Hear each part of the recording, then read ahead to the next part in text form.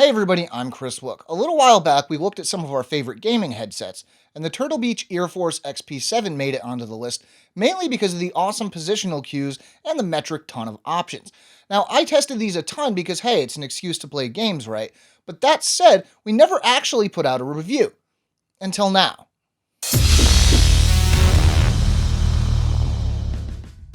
Opening up the box, the first thing you'll find is the headset itself, and next to it you'll see the interface for connecting your game consoles.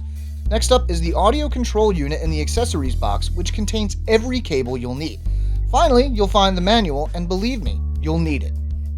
The headset only comes in one color option, a fairly flashy and somewhat gaudy looking black and white design. If you're the only one who will see these, you'll be fine, but if you're streaming and concerned with your appearance, this could be an issue. The build feels fairly solid, and considering the price, it should. That said, I didn't notice any creaking or any signs of stress while adjusting it. The headset itself is fairly large and heavy, but I found it fairly comfortable even for longer sessions. This is apparently not the case for everyone, as there are some comments about the comfort or lack thereof on Amazon.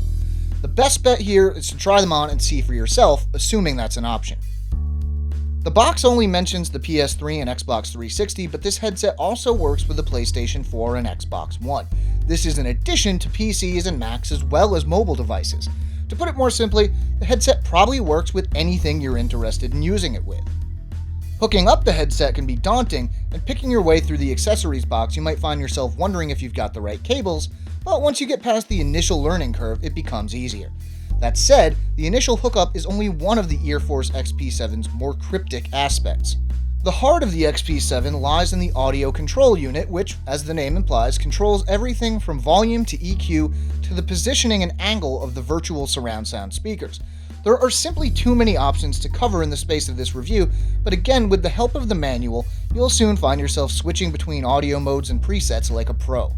While there are plenty of people who use gaming headsets for everything, they generally serve a different set of needs, so while we'll briefly cover the sound as usual, we'll also touch on those other aspects. The lows provide a nice weight to footsteps and lend the appropriate boom to explosions whether you're playing a game or watching a movie. The mids carry voices, gunfire, and other sounds you'll need for positional cues very well, though they can occasionally be drowned out by the lows. The highs are crisp and help rainfall or the movement of grass as you pass through it sound much more realistic. This headset has a ton of features meant mainly for gamers, like the ability to eliminate background noise and voice chat and limit the volume of explosions to prevent hearing damage. One of the most useful of these is the ability to widen or narrow the sound field to help you make better use of positional audio cues. Overall, the sound is great for games and movies, but quite lacking when it comes to music. This is likely to be expected, but it's still worth mentioning. If the ability to customize everything is of the utmost importance to you, this is probably the headset for you. That said, a lot of people just need a headset with a mic, and this is going to be total overkill. Still, for the amount of options alone, we've got to give the Turtle Beach Earforce XP7 an 8.4 out of 10. And that's it for this one, everybody. For all the details, check out the full review over at SoundGuys.com. You'll find the link down in the description. If you liked the video, let us know, and don't forget to subscribe. I'm Kris. Thanks for watching.